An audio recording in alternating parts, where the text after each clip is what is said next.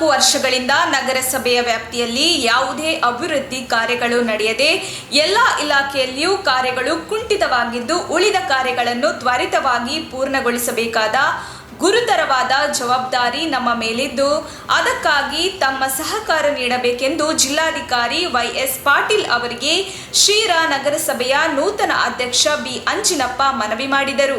ನಗರಸಭೆ ಸದಸ್ಯರು, ಮಹಿಳಾ ಸದಸ್ಯರ ಪತಿ, ಭಾಜಪ ಹಾಗೂ ಜೆಡಿಎಸ್ ಮುಖಂಡರು ಹಾಗೂ ನೂತನ ಅಧ್ಯಕ್ಷ ಬಿ ಅಂಜಿನಪ್ಪ ಜಿಲ್ಲಾಧಿಕಾರಿಯವರನ್ನು ಭೇಟಿಯಾಗಿ ಸೌಹಾರ್ದಯುತವಾಗಿ ಮಾತುಕತೆ ನಡೆಸಿದರು. ಅಧ್ಯಕ್ಷರ ಮನವಿಗೆ ಸಕಾರಾತ್ಮಕವಾಗಿ ಸ್ಪಂದಿಸಿದ ಜಿಲ್ಲಾಧಿಕಾರಿಗಳು ನಗರಸಭೆಗೆ ಸಂಬಂಧಿಸಿದ ಎಲ್ಲ ಕಡತಗಳನ್ನು ಶೀಘ್ರವಾಗಿ ವಿಲೇವಾರಿಗೊಳಿಸುವುದಾಗಿ ಭರವಸೆ ನೀಡಿದರು.